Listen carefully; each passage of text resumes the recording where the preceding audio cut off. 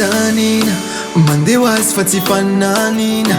toy ny vorona manidina manembana tomafinaritra ny foko tsy fanerena fa fiangavina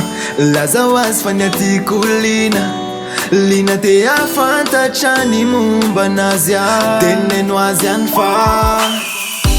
na mbola lavitra ny lalantsika rody zao no azadino fa tsy tonga lafatra ho faezaka anao zay vita sy tratra koa iaraka ana mafy ilay fitiavana niarana niaritra iaraka fona ifankady tsy fanary fa iaraka antitra lazao izy lazao azy lazao izy lazao azy lazao izy lazao azy fatianazy lazao izy lazao azy lazao izy lazao azy lazao izy lazao azy fatianary anazy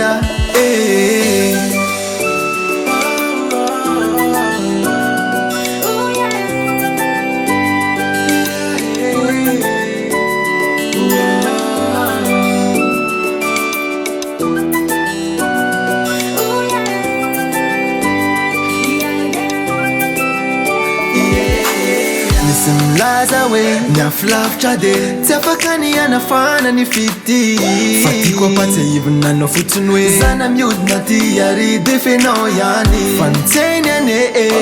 tokapohatra ny siny tsy malala fa tsy rano marina tsy angano angano ty tsy resaky ny mamy fanotanako tatano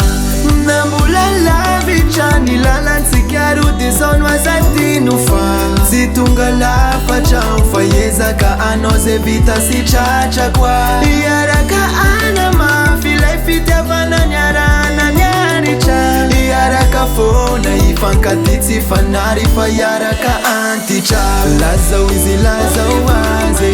lazao izy lazao azy lazao izy lazao azy fatianazy lazao izy lazao azy lazao izy lazao azy lazao izy lazao azy fatianary anazy na de mamiazany fary za tsy ampitondra fery ka hoe rehefa lany mamy anao de hoarikio very fa toy ny rano sy vary misy anao za mahery na de mbola misy tery no avelao fa za efanao rery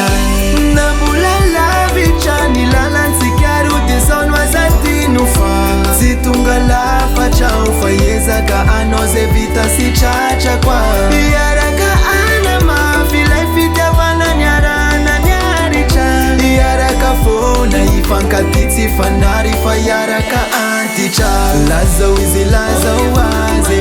lazao izy lazao azy lazao izy lazao azy fatianazy